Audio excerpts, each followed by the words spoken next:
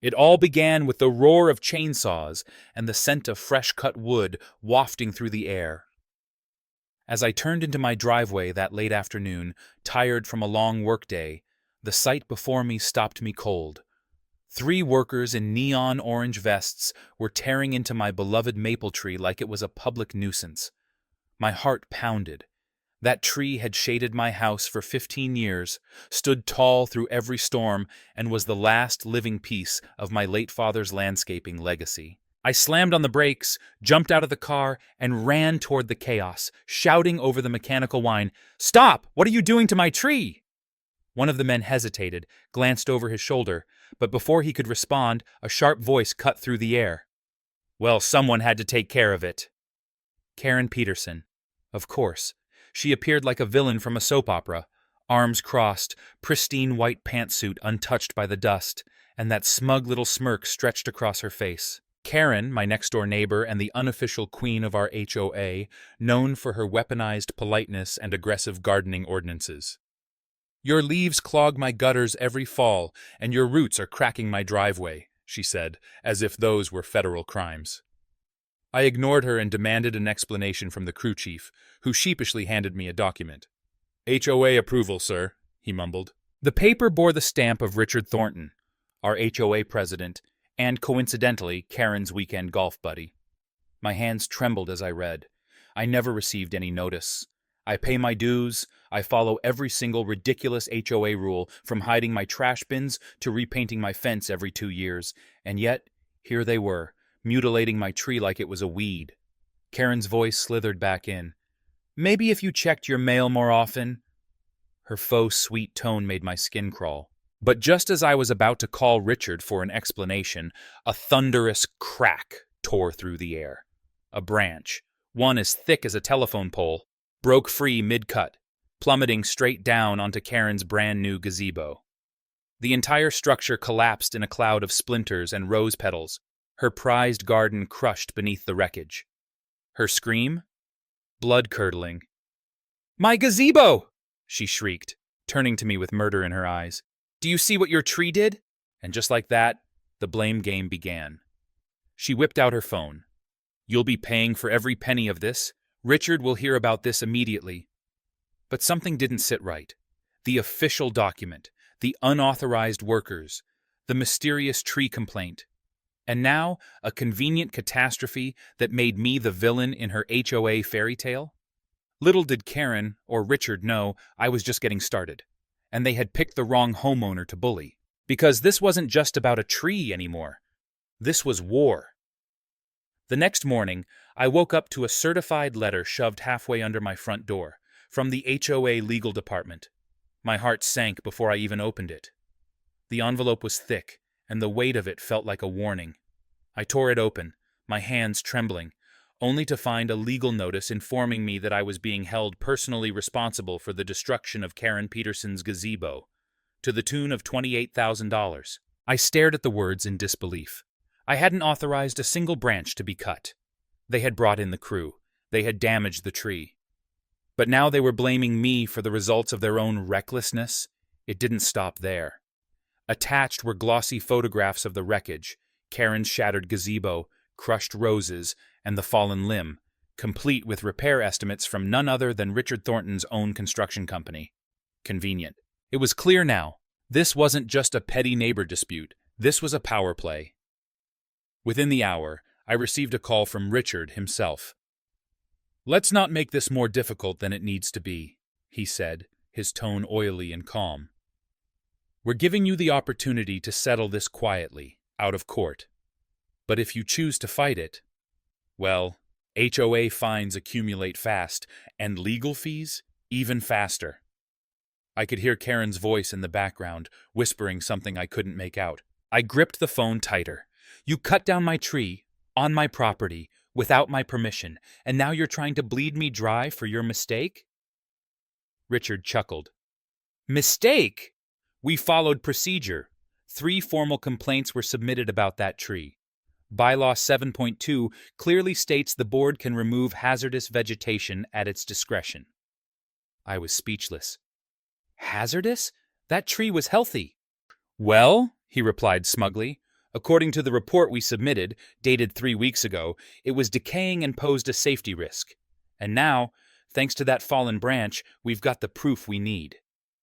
Click. The line went dead, and so did any illusion I had that this was just a misunderstanding. They were orchestrating a full-blown legal ambush, weaponizing their authority, twisting their own bylaws to intimidate me into submission.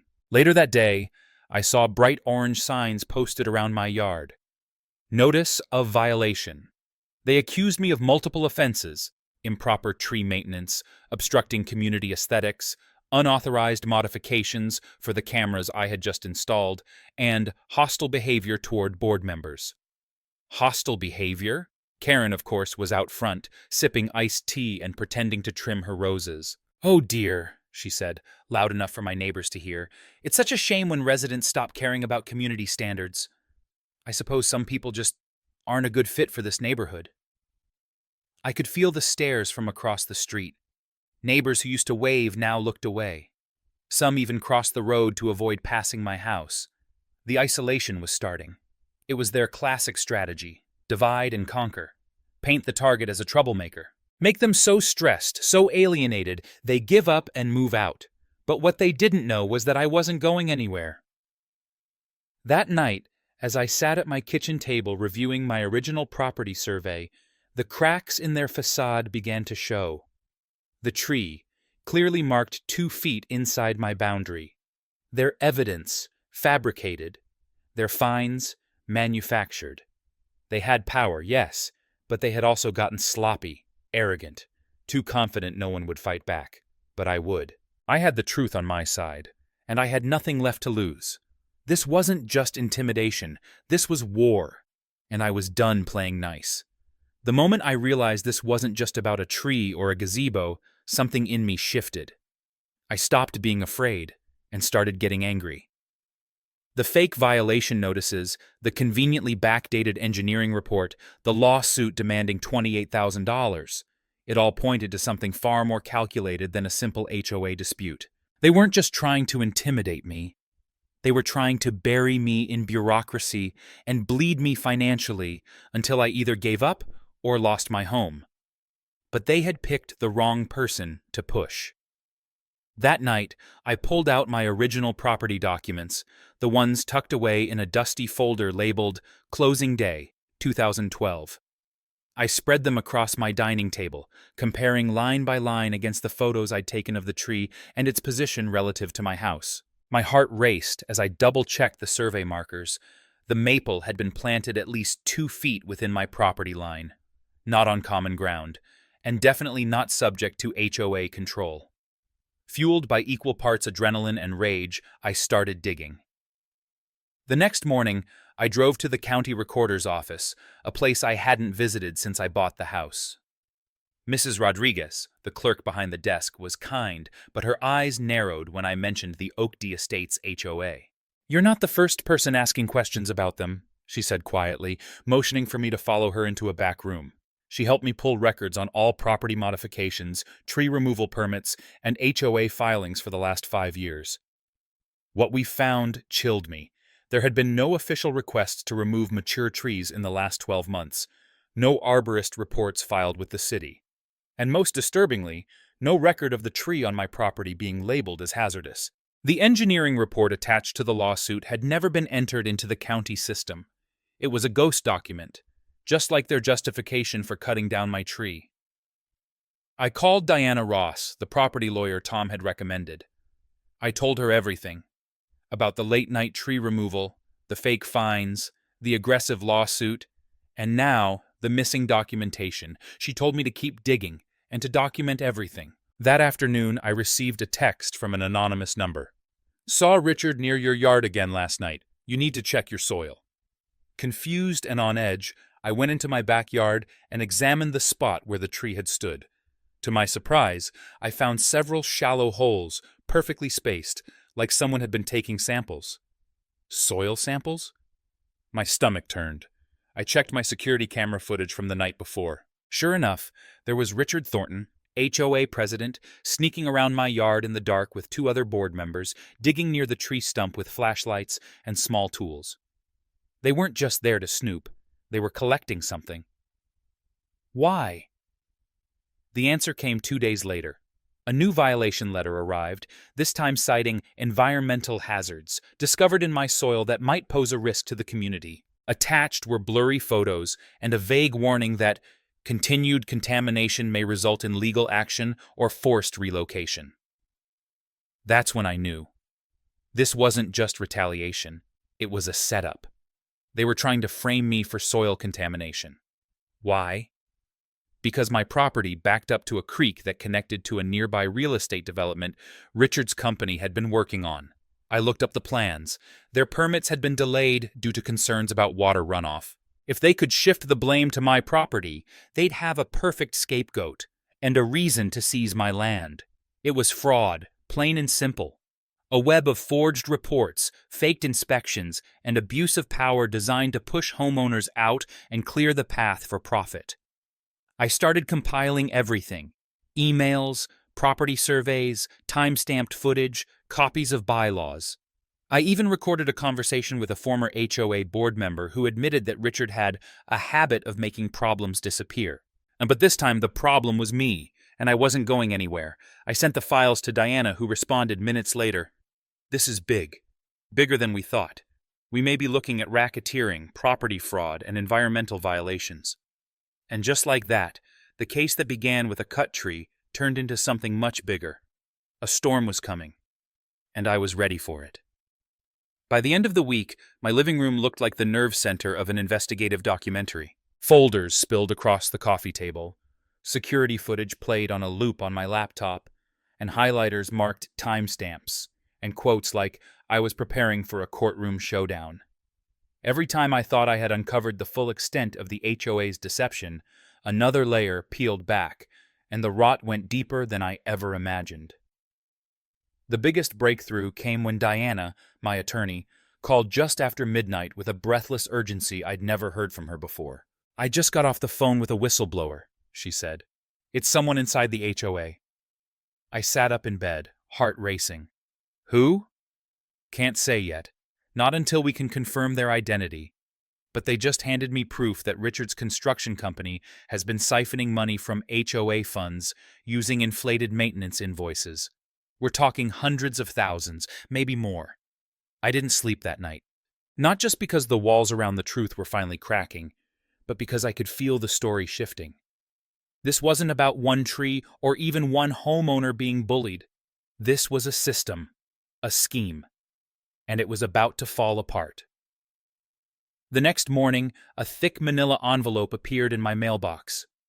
No return address. Inside were printed email threads between Richard and Margaret Peterson. Yes, the gazebo queen herself. The content was damning. They discussed quiet acquisitions, cooperative buyers, and phasing out dissenters before a zoning adjustment proposal went to the city. One line in particular stopped me cold.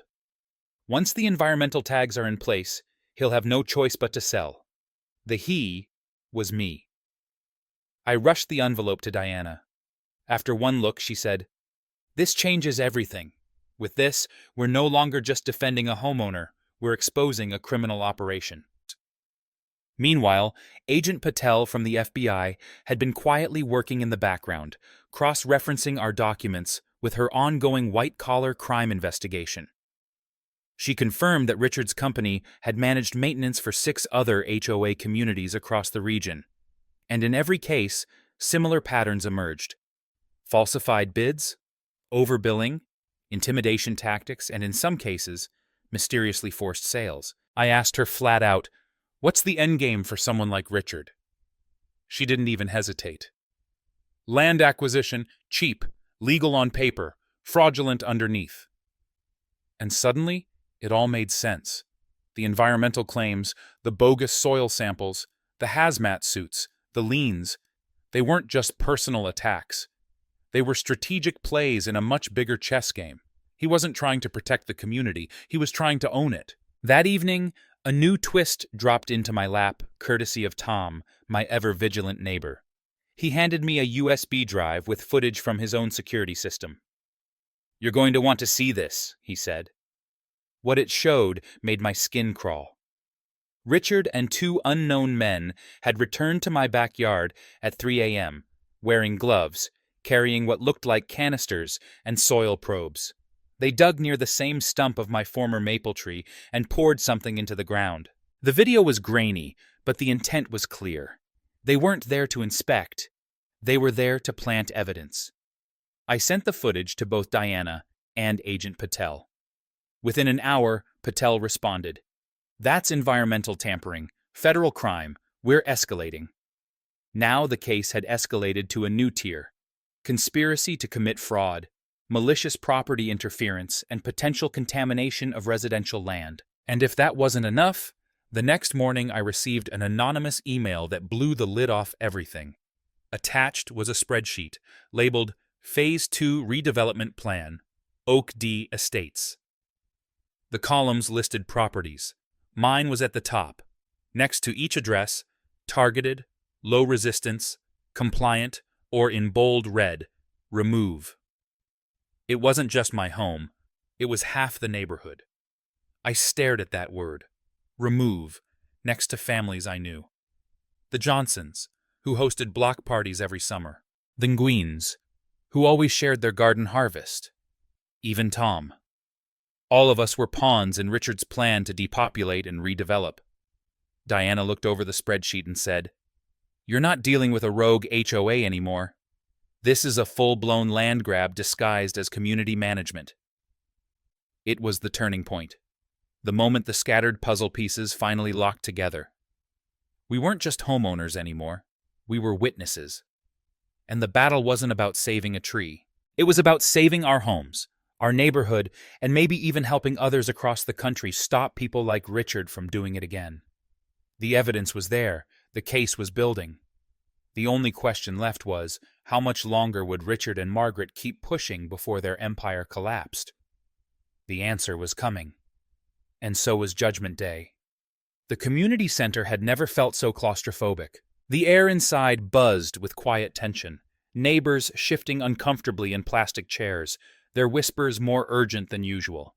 I could feel every eye trailing me as I walked to the back row, carrying nothing more than a plain manila folder and the weight of a neighborhood's truth. At the front, Richard Thornton stood tall behind the board's table, flanked by Margaret Peterson and the rest of the so-called leadership, each of them smiling tightly as if tonight were just another routine meeting. But we all knew better. This wasn't a meeting. This was a reckoning. Richard banged the gavel once. "Let's come to order," he said, voice smooth but edged with annoyance. "Tonight's agenda is critical. Our neighborhood's health, safety, and financial security are under threat by one resident's continued refusal to comply with HOA regulations." His eyes met mine for a moment, and behind the feigned concern, I saw it. Panic. A projector flicked on. An image of my house filled the screen, surrounded by garish red annotations and phrases like environmental hazard, security breach, and code violations. Gasps rippled through the crowd. Mrs. Peterson stood, clutching a clipboard as if it were a weapon. "Due to the residents' refusal to remove toxic soil, unauthorized surveillance, and threatening legal behavior, we are proposing an emergency vote tonight," she announced, her voice trembling slightly beneath her polished confidence. "To protect our homes, our families, we must take action." That was my cue. I stood slowly, every movement deliberate. "Before we vote," I said, raising my voice to be heard over the uneasy murmurs, "I believe the community deserves to see something important." All eyes turned toward me. I walked calmly to the front of the room and placed my folder on the table, then turned to the projector. "May I?" Richard stepped forward. This meeting is not a forum for personal grievances. But he was cut off as Agent Patel, dressed in plain clothes, stepped through the back doors with a nod. She gave the signal. "Go." I connected my USB drive to the projector and brought up the first slide, a time-stamped security video from 2 nights ago. The room fell silent as it played, Richard, Margaret, and 2 board members sneaking into my yard under the cover of darkness, digging near the old tree stump, planting soil probes, and whispering. "Here's your contamination," I said coldly. "Not from the tree, but from this fabricated inspection, done without my consent and fully on private property. Whispers turned into shocked gasps. Mrs. Jenkins, the school teacher from down the street, put her hand to her mouth. "Is that real?" But I wasn't done. Next slide. Emails. Real emails between Richard and city officials, uncovered with the help of Diana and Agent Patel.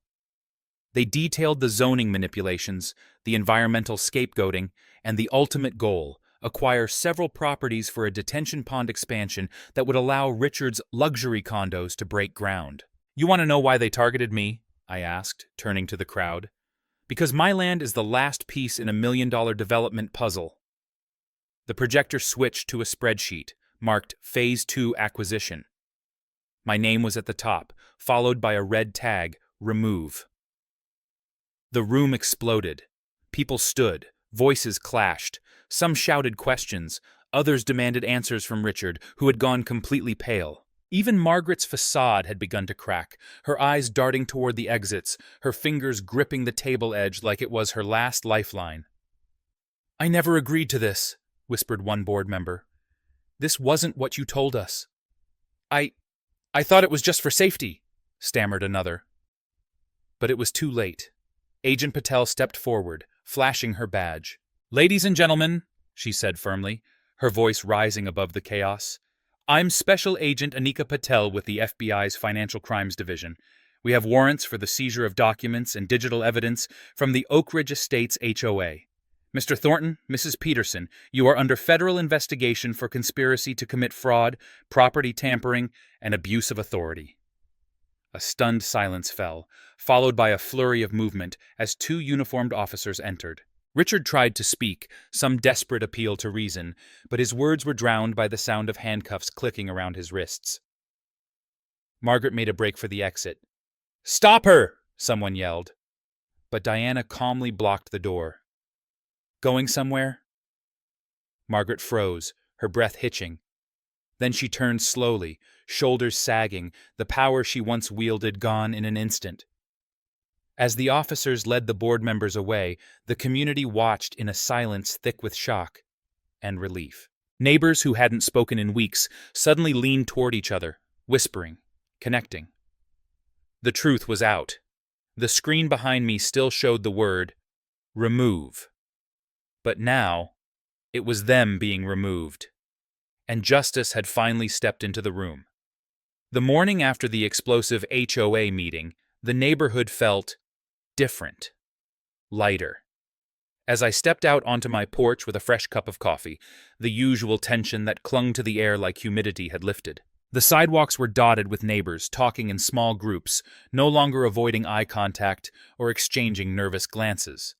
For the first time in months, I saw genuine smiles, relieved, unguarded, and human. The kind of smiles you give when a storm has passed and the sun finally breaks through.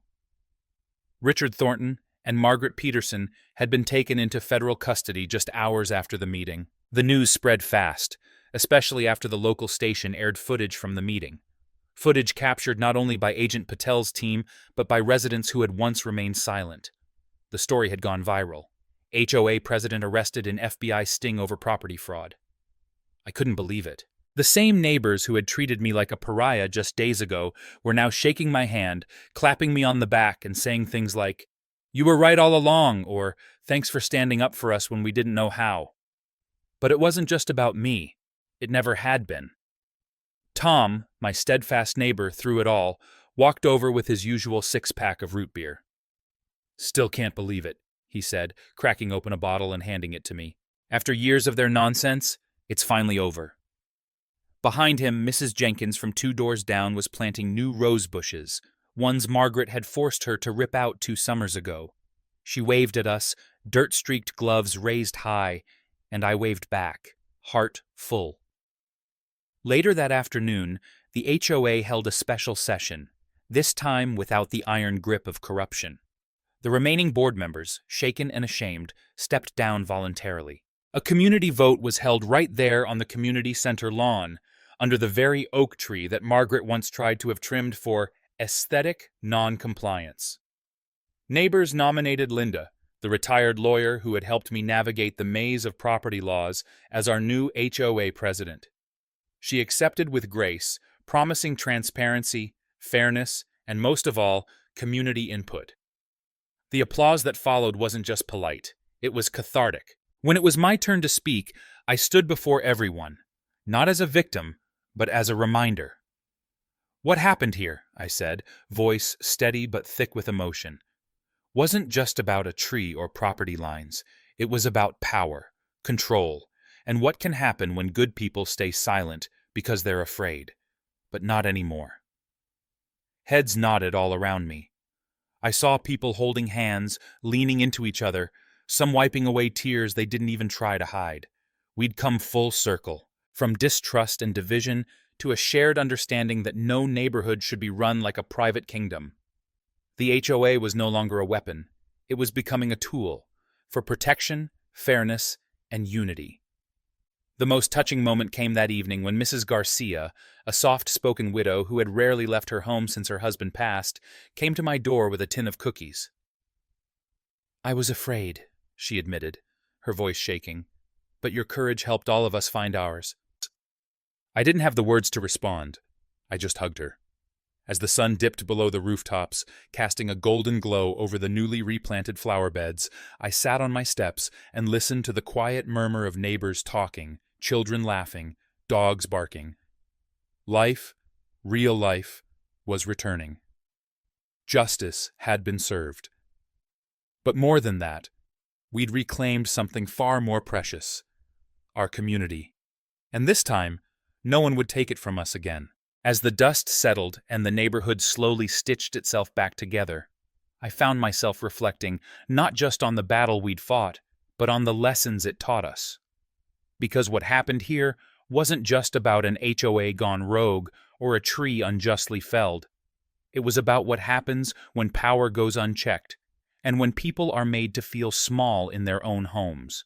And yet, through the trials and the fear, the lies and the threats, something powerful emerged: resilience, truth, and the quiet strength of ordinary people who refused to back down. For those of us with more years behind us than ahead, these kinds of lessons hit different. We've seen trends come and go, seen leaders rise and fall. But one truth never changes. Justice takes time, and it takes people willing to stand up for it. Sometimes, the most courageous thing you can do is simply say no to corruption, to intimidation, to injustice. Not with violence or vengeance, but with facts, with allies, and with an unwavering sense of what's right. I was reminded of something my grandfather used to say. "A strong tree doesn't fight the wind. It stands firm until the storm passes." That's exactly what we did. We stood firm, even when we were called troublemakers, even when our voices were drowned out in HOA meetings, even when rocks were thrown and threats whispered behind fake smiles. We didn't retaliate with fear. We responded with truth, with evidence, with unity. And for many of us in the later seasons of life, this story is a powerful reminder that it's never too late to make a difference. You are never too old to stand up, speak out, and protect what matters, whether that's your home, your garden, or the dignity of your neighbors. In fact, our life experience becomes our greatest tool in the face of injustice. We know how to recognize manipulation. We know when someone's playing a crooked game. And we know that silence is not the same as peace. Another lesson that came from this ordeal? The importance of documentation. So many of us trust that the systems in place are looking out for us. But when those systems are corrupted, the only defense we have is the truth we can prove. Paperwork, photos, signatures, dates, they matter. Not just for lawyers, but for every homeowner, especially those living under HOA rules. Never assume someone else will keep the records. Keep your own, because one day you might need them. But perhaps the deepest lesson of all was this: community is not something written into bylaws or carved into decorative signs. Community is what we build together. It's in the neighbors who share coffee on the porch, in the quiet acts of kindness after the storm, in the collective refusal to let fear dictate how we live. It's in standing together even when we feel most alone. In the end, justice wasn't served by a court or a police badge alone. It was served by the courage of a few, the awakening of many, and the power of truth. And now, our neighborhood is healing. Not just legally, but emotionally. People are talking again, helping each other, planting new flowers where old wounds once stood. So if you're watching this and you're in the middle of your own storm, whether it's with an HOA, a neighbor, or something more personal, let this story be a light. You are not powerless. You are not alone. And sometimes the deepest roots grow after the hardest winds. We stood up for our rights, for our homes, for our neighbors. And in doing so, we rediscovered what community truly means.